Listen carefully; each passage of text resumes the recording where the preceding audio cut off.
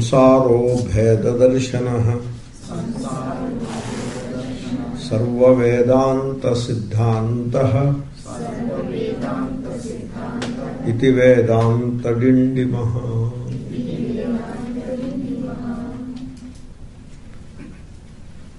People ask me, they may be asking others also, what is the truth? Is it Advaita or Advaita? Because I come and say Advaita, Shankara and Advaita. And within a week, some other Mahatma comes and says Advaita. Everything is in Hinduism. So now, which is the right? Which is the truth? Like that the people ask. You see, my answer to that question is a bit unconventional. I would not like to say what I say is the truth. That is not the right answer. I can say that, and so you just keep quiet and move on. But that is not the right answer. I say, you are waiting for somebody to give you the truth. It is a mistake you are doing. You will never get the truth. It is not the responsibility of somebody else or the job of somebody else to give you the truth on a platter. Truth you have to discover yourself. The other, somebody can only show you the direction. So now, there are multiple directions before you. Here is someone who says, who points to the direction of oneness. And somebody else comes and talks of multiplicity or the plurality as real. Like as someone says, Ishvara is in Vaikuntha, he has a consort or even two, and he has a family, children and all that, and he has people to serve him around, and then you can also join there, and you are different from everybody else. Everybody is different, the Jagat is different, God is different. So this is one direction. And there is another direction. In this direction, which just now I described, you will have mostly rituals. Because the scheme or the system is best suited for rituals and more rituals. And a dash of some meditation also. You close the eyes and visualize Bhagavan, this form, that form. Like that, a dash of some meditation also. Meditation you have to bring in with some effort. It doesn't come easy. Because the mind is scattered in the rituals. When you do ritual, so mind is constantly moving from one to the other, to the other, to the other, to the other. And the bigger the ritual, the higher or the wider the scattering of the mind. And so, that being the direction, putting the meditation into the scheme is very difficult. Because the mind is trained to remain scattered, and suddenly you have to bring in meditation means, in that meditation also, silence will not have much role to play. Only in the name of meditation, the mind will be moving, still moving, maybe a little less than karma, but still the movement of mind is taken as meditation. That kind of meditation alone becomes possible. And so that is a direction. And the direction is before you. It is well known, and there are any number of people to guide in that direction. These are the acharyas who preach plurality and who preach division. Okay, that is one direction is before you. Then there is another direction. In this direction, the message is something like this: the reality is one. but appears as many. Its gold is one, appears as many ornaments. Ornaments are not real. Ornaments are only an appearance. They are product of the mind. Gold alone is real. Ornament is not intrinsic to the gold. It is not the property of the gold. You look at the way the idea ornament, the mind moves in the context of ornament. Necklace. So there is a neck, and that neck, you lace the neck. That is the ornament. Where is gold in it? Gold is secondary. It is the neck that you are talking about, and it is the lacing of the neck.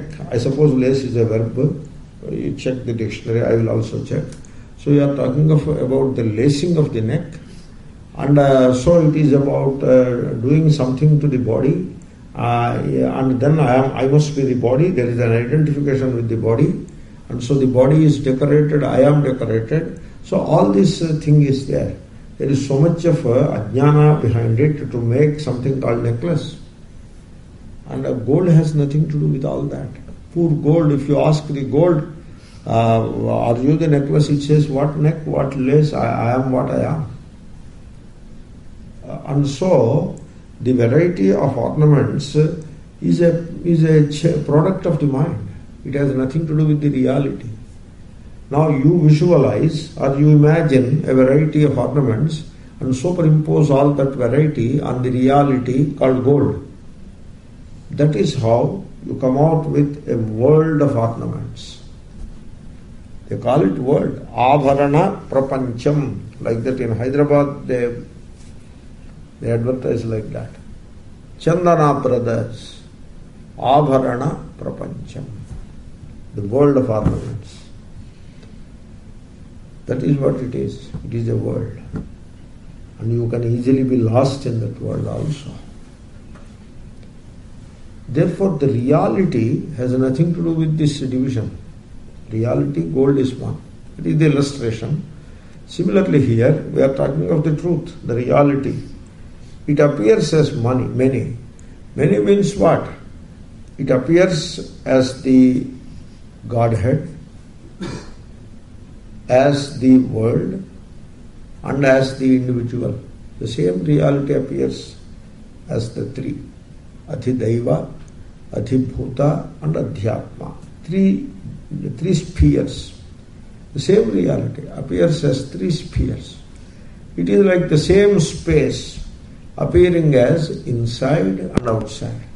What you call inside is space, and outside is also space. There are no two spaces, but you put a boundary between, and then you focus on that boundary, take that boundary to be real, and assume that the boundary is dividing the space, which it does not, really speaking, but all that you assume. And then you have an inside and an outside. And then what happens, this division becomes appears very real when you have some what is it called, vested interest in the division. You vest your interest in it. Like for example, you are a jeweler. You cannot say the ornaments are mithya. You have to say the ornaments are real. Gold is there, we don't deny the gold. This is the illustration, So the jeweler will not tell you about gold. He will answer about gold at the very end of the deal. When you ask a question, he will say, yeah, it is pure gold, like that he will answer. But he will not tell you about gold, he will tell you about ornaments only. Because that is his trade. That is, he has a vested interest in the variety of ornaments. He has no interest in the oneness of gold. Similarly, when you have inside and outside, when you say inside is mine, but outside is not mine, so that way you have a vested interest in the division of space, then the division appears real. So this is the problem. the vested interest becomes an obstacle for the truth. Similarly, when you have a vested interest in religion, that suits you quite well. Then the religious divisions, they become real, they appear real. Therefore, it is very hard to raise above vested interests, to see that the vested interest doesn't vitiate the thesis. Your understanding of the truth is not vitiated by vested interest. That is a very difficult thing to achieve. So you have to achieve all that, and then you have to examine the two different directions, and then you have to decide which is the truth. Nobody else can do it for you. Therefore, this is one direction where the divisions are taken as real, and then there is the direction of the oneness in which the divisions are understood. We do see the divisions, we are not blind people, we do see the divisions, but we learn to see through the divisions, not only seeing but seeing through. So not only you see with the naked eyes, but also you see with the eye of wisdom. Tritiya, the third eye, the eye of wisdom, jnana netra. With that, you learn to see. And once you develop that knack of seeing the truth, by seeing truth in Amarupa, then it becomes very clear, the direction of oneness, it will appeal to you. And you will know eventually that the vision of the Shastra is oneness. Now, you have to make it your vision. That still remains to be done. But the vision of the Shastra is one. Where is the message of Upanishads? All Upanishads. All means the main Upanishads.